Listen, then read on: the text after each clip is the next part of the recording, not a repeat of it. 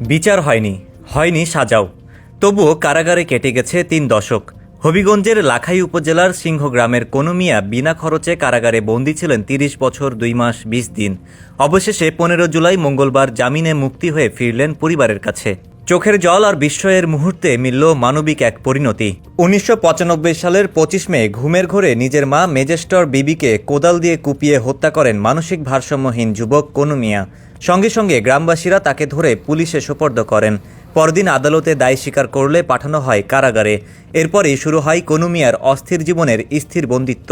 শুরুতে পরিবারের সদস্যরা খোঁজ নিলেও সময়ের সাথে সাথে আর্থিক অনটনে আর কেউ খোঁজ রাখেননি। মামলাও ছিল না অগ্রগতি। তার কারামুক্তিতে ভাইয়েরা এগিয়ে এসে ভালোবাসায় আপন করে নেন কনু মিয়াকে। যারা আমার বাইরে সারাইছে তারা লাগি উত্তরটিকা দোয়া করি অন্তর দিকে বাপ যত্ন করে খাওয়াই তার মুখ গোসলটা করাই তার মুখ নিজের চোখের সামনে রাখতার। মূলত কনু মিয়ার ঘটনাটি নজরে আনেন জেলা legal aid officer Mohammad Abbas Uddin. চলতি মাসের ৮ জুলাই কারাগার পরিদর্শনে গিয়ে খোঁজ পান কনু মিয়া। এরপর যোগাযোগ করেন মামলার বাদী ও পরিবারের সদস্যদের সঙ্গে। মানসিক ভারসাম্যহীন কনু মিয়ার জামিন একটি সংবেদনশীল বিষয় হওয়ায় উচ্চ আদালতের নির্দেশে বিচারিক কার্যক্রম ছিল স্থগিত। সব দিক বিবেচনায় জেলা লিগ্যাল এইড অফিসের প্যানেলভুক্ত আইনজীবী এম.এ. মজিদ মামলার দায়িত্ব নেন। সোমবার জেলা ও দায়রা জজ আদালতের বিচারক জেসমিন আরা বেগম জামিন মঞ্জুর করেন কনু মিয়ার। মুক্তি পান কনু মিয়া। এই আসামি কনু মিয়ার দীর্ঘদিন যাবৎ তার জামিনের আবেদন করা হয়নি এবং তার যে জামিনদার দরকার এই জামিনদার হতে কেউ রাজি হয়নি।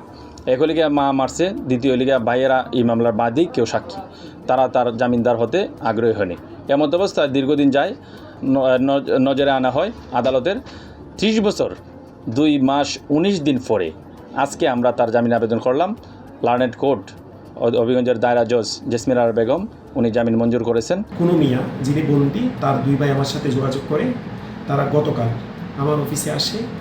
আমি পরে লিগ্যাল এইড থেকে তার জন্য একজন আইনজীবী অ্যাডভোকেট আব্দুল মজিদ ওনাকে অ্যাপয়েন্ট করি।